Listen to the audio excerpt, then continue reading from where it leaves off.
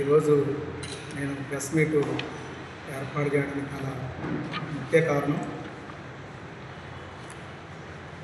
గత 34 సంవత్సరాలుగా నేను ఏలూరు జిల్లాలో పార్టీ హోల్ టైమర్గా పనిచేస్తున్నాను. నేను 1978 నుండి పార్టీ అనుబంధ సంఘాలు విద్యార్థి సంఘం దగ్గర నుండి ఈరోజు వరకు కూడా పనిచేస్తున్నాను. మరి నేను ఎక్కడో నల్లగొండ జిల్లాలో పుట్టి లా చదవడం కోసం ఏలూరు వచ్చి 87లో లా పూర్తయ్యాక నేను ఇక్కడ పార్టీ పూర్తికాలం కార్యకర్తగా పనిచేస్తున్నాను. నాకు 87లో ఎంఆర్ఓ ఉద్యోగం వచ్చింది, వదిలేశాను. 88లో ఎల్ఐసి డెవలప్మెంట్ ఆఫీసర్ ఉద్యోగం వచ్చింది, వదిలేశాను. 91లో ఏలూరు లా కాలేజ్ టాపర్గా పాస్ అయ్యాను, ప్రాక్టీస్ వదిలేశాను. పార్టీ కోసం పనిచేస్తున్నాను. 3 సార్లు హత్యాయత్నానికి గురయ్యాను, కత్తిపోట్లకు గురయ్యాను. అలాంటి నన్ను ఈరోజు పార్టీ అవమానించి దుర్మార్గంగా నిందలు వేసి పంపించింది. అందుకని నేను బాధతో ఈ విషయాలు చెప్పాల్సిన పరిస్థితి ఏర్పడింది. మొన్న 26వ తేదీన పార్టీ ఆఫీసులో నా హత్యకు ప్రయత్నం జరిగింది. కుట్ర చేశాడు జిల్లా కార్యదర్శి ఏ రవి, అతని అనుచరులు. నన్ను ఆఫీస్కి వస్తే మరి ఆ రోజు 26వ తేదీన వెంటబడి తరిమారు. దొరకలేదు నా కొడుకు, వేసేసేవాళ్ళం అని చెప్పేసి ప్రచారం చేస్తున్నాను. మరి రవి అవినీతి అక్రమాలు ప్రశ్నిస్తే, ఆయన భార్య ఆయన అనుచరులు అవినీతి అక్రమాలను ప్రశ్నిస్తే మర్డర్ చేస్తారా, చంపుతారా? ఇదేనా కమ్యూనిస్ట్ పార్టీ నాయకుల సిద్ధాంతం అని ఈరోజు నేను ప్రశ్నిస్తున్నాను. మరి ఈ యొక్క రవి ఎంత కుట్రదారుడు, అవినీతి అక్రమాలకు పాల్పడ్డాడు. మరి ఇవన్నీ కూడా నేను దాదాపు 2 సంవత్సరాలుగా పార్టీలో అంతర్గత పోరాటం చేస్తున్నాను. కానీ ఈరోజు నన్ను మరి దుర్బుద్ధితోటి నా మీద నిందలు వేస్తూ ప్రకటన చేసిన పరిస్థితుల్లో ఇవాళ నేను మీడియాగా ముందుకు రావాల్సి వచ్చింది. ఇతని గురించి 1-2 చిన్న ఉదాహరణలు చెప్తాను. నేను మొత్తం అన్నమంతా పిసికి చూడక్కర్లేదు. మనం 1-2 చావు మెతుకులు మనం పట్టుకొని చూస్తే తెలుస్తుందని చెప్పేసి చెప్తాను. మరి ఈ యొక్క రవి అనే అతను గుట్టాయిగూడెంలో ఏలూరుకు రాకముందు అక్కడ అద్దెకున్నాడు. ఒక పార్టీ కామ్రేడ్ ఇంట్లో అద్దెకుండి అతను అద్దె కొట్టాడు. 30 నెలలు అద్దెకుండి ఇల్లు ఖాళీ చేయట్లేదు, అద్దె ఇవ్వట్లేదు. ఆ పార్టీ కామ్రేడు జిల్లా కార్యదర్శి బాబురావు గారి దృష్టికి తీసుకెళ్తే బాబురావు గారు వెళ్ళి 70,000 ఇవ్వయ్యా అని చెప్పి సెటిల్ చేస్తే 20,000 ఇచ్చి 50,000 అద్దె కొట్టించాడు. మరి ఒక కమ్యూనిస్ట్ పార్టీ నాయకుడు అయ్యిండు, కామ్రేడ్ ఇంట్లో అద్దెకుండి 50,000 అద్దె కొట్టించాడు. కావాలంటే అక్కడ పార్టీ జిల్లా కమిటీ సభ్యుడు అందులో ఫ్రాన్సిస్ గారు ఉన్నారు, మీరు ఆయన అడిగి తెలుసుకోవచ్చు. నేను అబద్ధం చెప్పట్లేదు. ఇది ప్రారంభం మాత్రం. అలాగే పొగాకు బేరంగా అంటే ఏజెన్సీ ప్రాంతంలో అది ఎల్టీఆర్ భూములు. ఎవరైనా సరే ఏదన్నా చిన్న షాపో లేకపోతే ఇల్లు ఏదైనా కట్టుకోవాలని చెప్పి ప్రయత్నం చేస్తే ఇది మీకు హక్కు లేదని చెప్పేసి జెండాలు కట్టించి వాళ్ళని బెదిరించి డబ్బులు ఇచ్చాక జెండాలు తీసేసి పర్మిషన్ ఇస్తున్నారు. ఆ విధంగా పార్టీ జిల్లా కమిటీ సభ్యుడు మంగరాజు ఎవరైతే ఉన్నారో ప్రజానాట్య మండలి రాష్ట్ర అధ్యక్షుడు, వాళ్ళ మామయ్య సాయి, పల్లంక సాయి, అతను పొగాకు బేరంలో కట్టుకుంటే వాళ్ళ ఊళ్ళో ఈ రవి అతని మనుషుల్ని పంపించి దాన్ని ఆఫ్ చేయించాడు. 4 బేరంలకి ₹1,00,000 పార్టీ ఆఫీస్ పిలిపించి ₹1,00,000 ఇచ్చాక అప్పుడు బేరంలు కట్టుకుని ఇచ్చారు. ఆ సాయి మంగరాజు దగ్గరికి వెళ్ళి, ఏంటి పార్టీ వాళ్ళు ఇలా నా దగ్గర ₹1,00,000 వసూలు చేశారు అని చెప్తే మంగరాజు వెళ్ళి రవిని, సీతారాం గారిని వీళ్ళని అడిగితే తేలేదంటున్నారయ్యా, నువ్వు అబద్ధం చెప్తున్నావు అని చెప్పేసి ఒక పార్టీ జిల్లా కమిటీ సభ్యుడు వాళ్ళ సొంత మామ చెప్పిన విషయం అబద్ధం అవుతా అంటే తర్వాత మళ్ళీ అతన్ని పిలిపించి నీవు ఈ ఊళ్ళో బతకాలని లేదా, నువ్వు వ్యవసాయం చేసుకోవాలని లేదా, నువ్వు పార్టీ నాయకులకు ఫిర్యాదు చేస్తావని చెప్పేసి అతన్ని బెదిరించాడు. మరి ఇట్లాంటి నైజంతో ఆ తర్వాత గుట్టాయిగూడెం ఆఫీసులో నిర్మాణంలో 8 లక్షల అవకతవకలు జరిగాయి. ఈ విషయాలు నేను చెప్పిన విషయాలు అక్కడ గుట్టాయిగూడెం నాయకులు ఫ్రాన్సిస్ గారు ఉన్నారు, మంగరాజు గారు, మీరు కావాలంటే అడగండి. అంతేకాదు రవి భార్య శ్యామలారాణి, ఆశా యూనియన్ నాయకురాలు పార్టీ జిల్లా కమిటీ సభ్యురాలు, ఇప్పుడు మహిళా సంఘం నాయకురాలుగా పనిచేస్తుంది. ఆవిడ ఆశా యూనియన్ బాధ్యతలు చూసినప్పుడు ఆశా యూనియన్ డబ్బులు 6 లక్షలు అంటే 7 లక్షలు అవినీతికి పాల్పడింది. అది ఆవిడ మీద ఫిర్యాదు రాగానే గబగబా ఒక 90,000 కట్టేసింది. ఆడిట్ చేపిస్తే 6 లక్షలు బయటపడింది. 6 లక్షలు బయట పెడితే ముందు ఒప్పుకోలేదు. అవినీతి జరిగిందంటే అబ్బబ్బే నేను చాలా పవిత్రాలని, నేను పార్టీ సొమ్ము తింటానన్నాను. కానీ మా పార్టీ జిల్లా ఆస్థాన ఆడిటర్ గంగరాజు గారు ఉన్నారు, ఆయన ఆడిట్ చేశారు. ఆడిట్ చేస్తే 6 లక్షలు తేలింది. ఈ 6 లక్షల్లో 4 లక్షలు కట్టి 2 లక్షలు తప్పుడు బిల్లులు ఇచ్చాడో మరి నాయకత్వం సపోర్ట్ తోటి మాఫీ చేశారో తెలియదు. ఆ విధంగా 4 లక్షలు కట్టారు. దానికి సంబంధించిన వివరాలన్నీ కూడా మీకు ఇచ్చాను. అంతేకాదు, ఇంకొక 2 సంవత్సరాలు కనుక నిజంగా ఎంక్వైరీ చేసి ఉండుంటే, మొత్తం ఆడిట్ చేసి ఉండుంటే ఇంకొక 5-6 లక్షలు ఆ అవినీతి ఇంకా బయటపడింది. ఆ విధంగా మరి భార్య ఈమె డబ్బు ఆశా యూనియన్ వర్కర్ల డబ్బులు ఈవిడ అకౌంట్లోకి వెళ్ళటం, ఈవిడ అకౌంట్ నుంచి రవి అకౌంట్లోకి వెళ్ళడం జరిగింది. లక్షలాది రూపాయలు భార్య అకౌంట్లో నుంచి భర్త అకౌంట్లోకి వస్తే భర్తకు తెలియదా?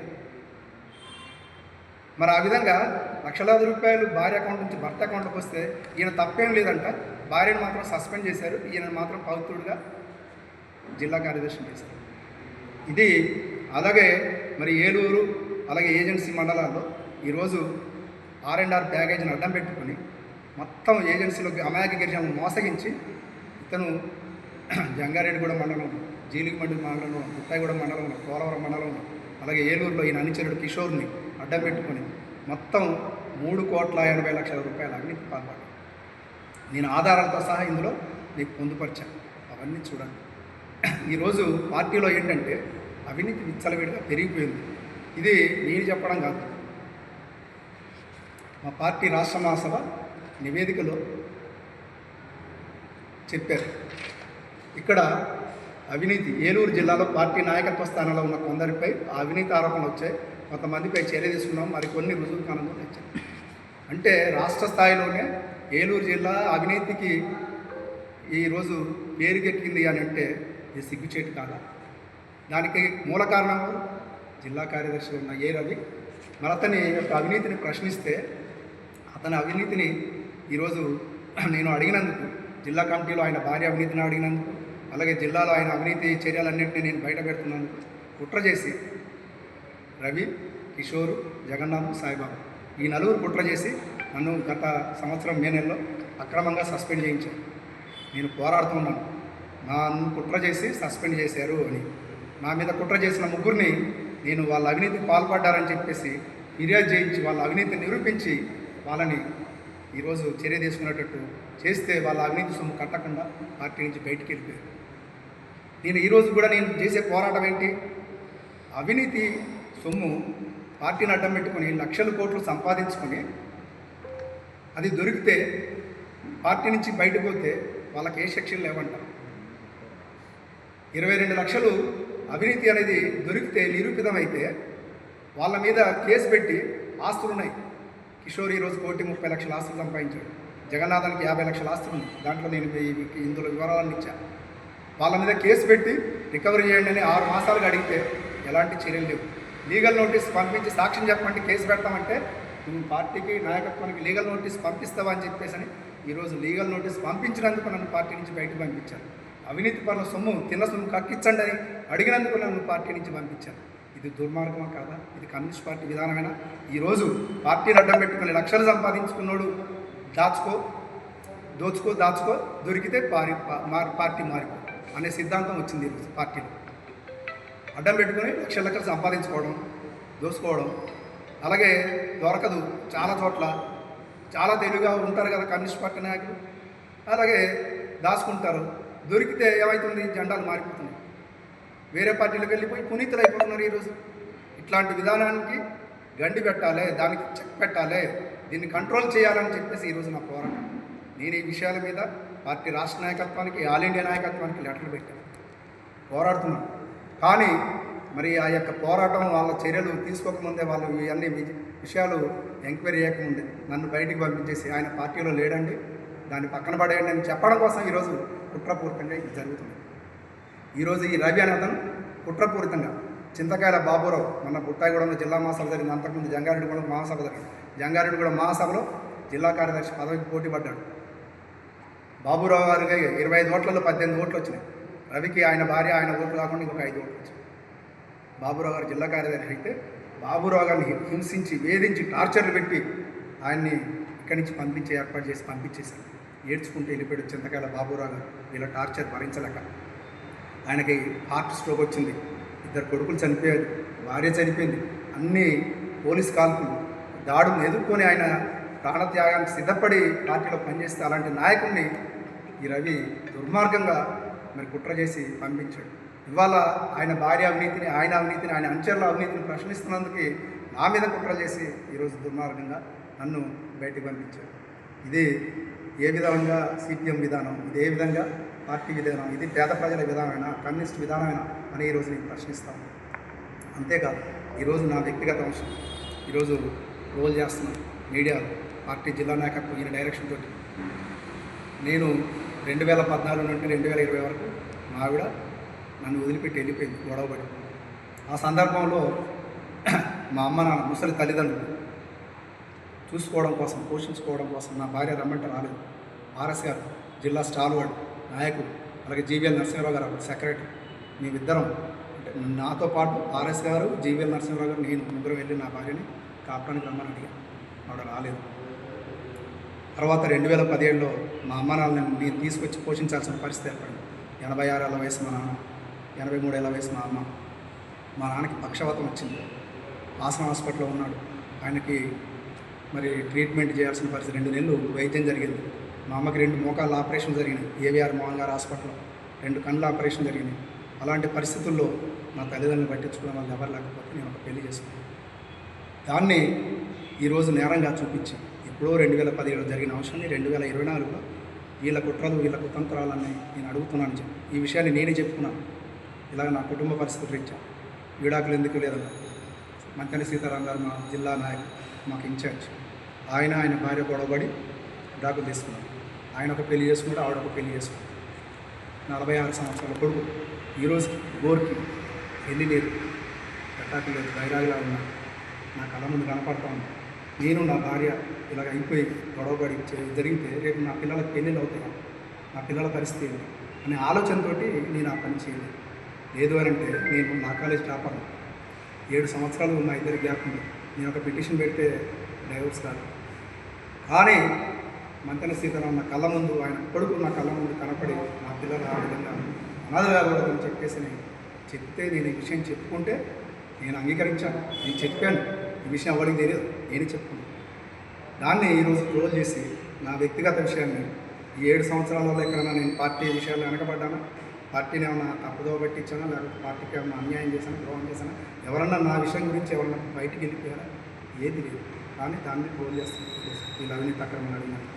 అలాగే ఈరోజు కిషోర్ ఏలూరులో ఒక విషయంలో 25 లక్షల ఫండ్ వస్తే మధ్యవర్తి ఇస్తే సెక్రటరీ కిషోర్, బాధ్యత కిషోర్, సెక్రటరీ బాధ్యత తీసుకొని అవన్నీ మరి అకౌంట్స్ అవన్నీ కూడా రాయాలి. అతను రాసిచ్చాడు, దేనికి ఖర్చు పెట్టాను 20 లక్షలకు రాసిచ్చాడు. 5 లక్షలు జిల్లా కమిటీకి కట్టలేదు.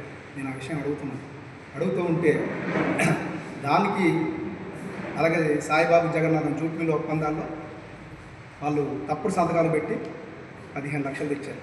జనరిక్ మెడికల్ షాపులో డబ్బులు 10 లక్షలు తిన్నాడు. జూట్మిల్ ఒప్పందాలు 15 లక్షలు. అలాగే ఒక సెటిల్మెంట్ విషయంలో వచ్చిన డబ్బులు 25 లక్షలు, మొత్తం 49-50 లక్షలు. దీన్ని నేను బయటపెట్టి నిరూపించాను. ఇప్పుడు వాళ్ళంతా బయటికి వెళ్ళిపోయారు. వాళ్ళ అవినీతి మీద చర్యలేవంట. బయటికి వెళ్ళిపోతే ఏ యాక్షన్ ఉండదంట, ఏ రికవరీ చేయాలంట. కిషోర్ ఆ సందర్భంలో నాకు అవసరాలకి, ఖర్చుల కోసం, ఉద్యమ అవసరాల కోసం డబ్బులు ఇచ్చాను. దానికి నేను బిల్లులు ఇచ్చాను, ఓచర్లు ఇచ్చాను.